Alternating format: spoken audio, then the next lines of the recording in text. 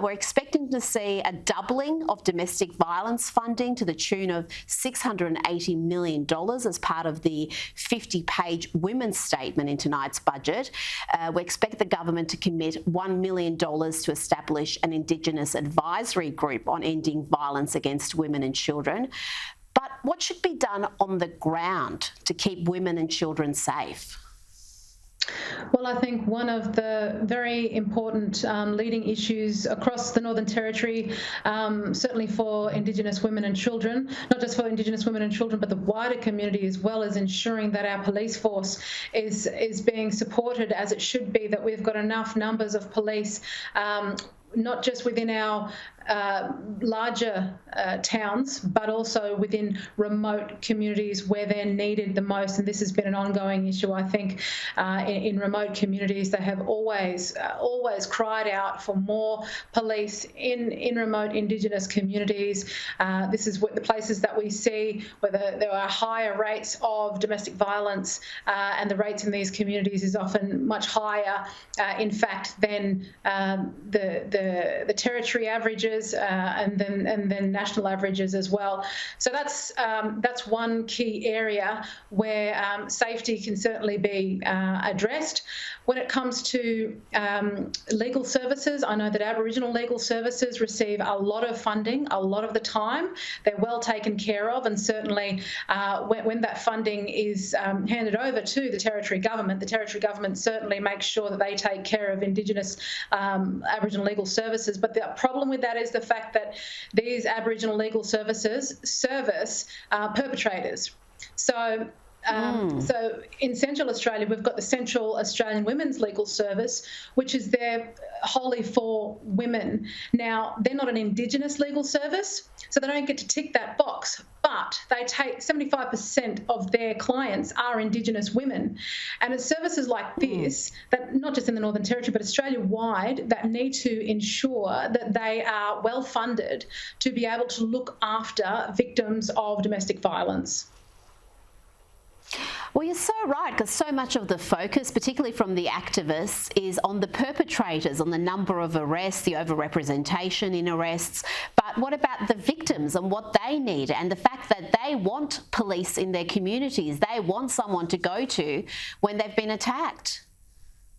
Yeah, that's exactly right. And particularly when, it's very traumatic for a victim of domestic violence that they have to go through the court process. Often women are deterred from going through that process because they don't have that sort of legal support behind them like the perpetrators do. The perpetrators are really well supported in this area, but for women, it's not so much. Certainly shelters, women's shelters are important.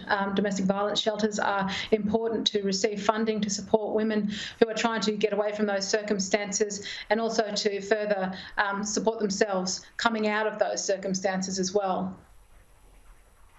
Another big issue we've got in Indigenous communities is suicide. What can be done to address that important issue?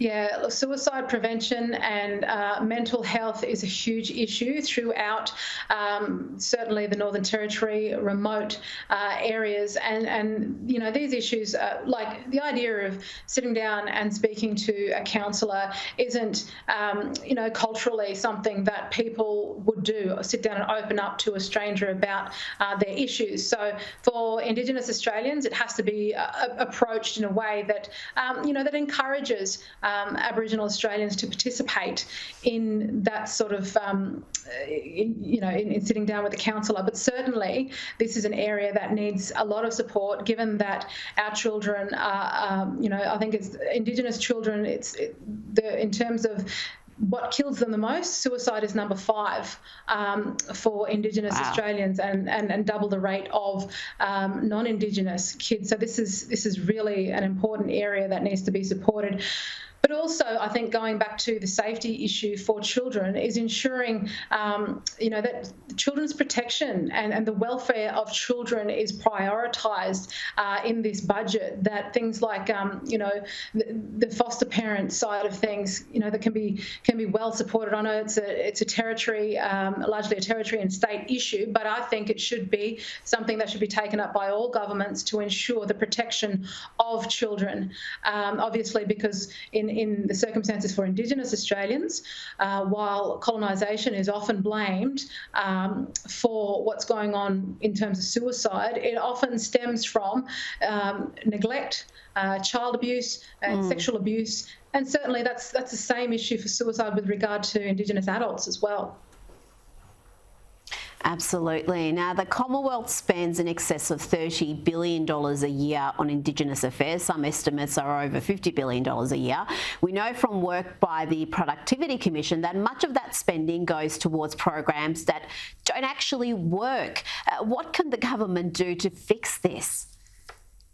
Well, I think there needs to be certainly a review of how effectively money that's being spent, if it's been effectively spent or not. Quite often, a lot of the time, funding is soaked up through the bureaucracies and doesn't necessarily hit the ground to be used effectively. Sometimes there are programs that certainly are working that end up being cut off, and the funding is stopped to those programs, and programs that aren't necessarily working continue to gain funding, and I think that it's about understanding where it is working and where it isn't working. I'll give you an example of a program called Safe for Kids, which is delivered by one woman who travels throughout all the remote communities, educating children about being safe, personally safe, in terms of sexual abuse, but also pornography, educating parents on the importance of ensuring that their children don't have access to pornography and things like that, and around sexual abuse and those sorts of things. She is funded, she gets very small amounts of funding. She is very effective in what she does, but quite often it's those smaller programs like that are effective that are often overlooked. So it's understanding what's out there, what is working and what isn't working. Absolutely, and you're so right. So many of the people out there on the ground doing great work, making a change in people's lives, don't get the support, and then you see tens of millions of funding going to programs where there really isn't any positive impact.